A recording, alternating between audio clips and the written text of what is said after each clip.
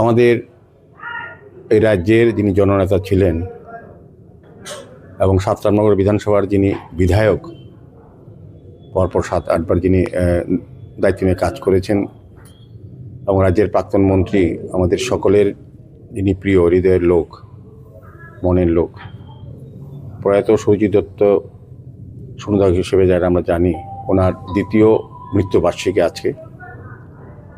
এটাকে যথাযোগ্য মর্যাদায় শ্রদ্ধার সহিত এবং স্মরণ করার সহিত সাতরামনগর মণ্ডলের উদ্যোগে সমস্ত বুথে ওনার প্রতিকৃতিতে মাল্যদান, পুষ্পাঞ্জলি, শ্রদ্ধাঞ্জলি এবং বিভিন্ন কর্মসূচি গ্রহণ করা হয়েছে। যদিও আমাদের রাজ্যে পবিত্র বিধানসভার মাননীয় স্পিকার বিশ্ববন্ধু সেনের অকাল প্রয়াণে আমাদের রাজ্য সরকার থেকে রাষ্ট্রীয় শোক 3 দিনে ঘোষণা করা হয়েছে এবং দলের তরফ থেকেও 3 দিনব্যাপী সমস্ত কর্মসূচি বন্ধ করে দেওয়া হয়েছে, বাতিল ঘোষণা করা হয়েছে। সেই কারণে আমাদের আজকে বর্ডার গোলচক্কর আখাউড়া রোডে সৌজিৎ দত্তের স্মরণ সভা ছিল।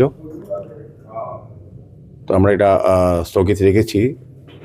আগামী 29 তারিখ বিকেল 5টায় আখাউড়াস্থ শেষ দিকে বর্ডার গোলচক্কর এলাকায় আমরা স্মরণ সভা করব সৌজিৎ দত্তের দ্বিতীয় মৃত্যুবার্ষিকী উপলক্ষে।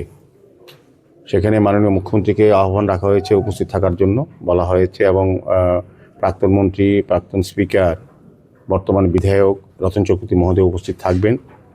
আমাদের দলীয় সমস্ত কর্পোরেটর, আমাদের সমস্ত নেতৃবর্গকে আহ্বান রাখা হয়েছে, আমন্ত্রণ জানানো হয়েছে এই স্মরণ সভায় ওনার প্রতি শ্রদ্ধা নিবেদন করার জন্য এবং ওনার স্মরণে কিছু আলোচনা রাখা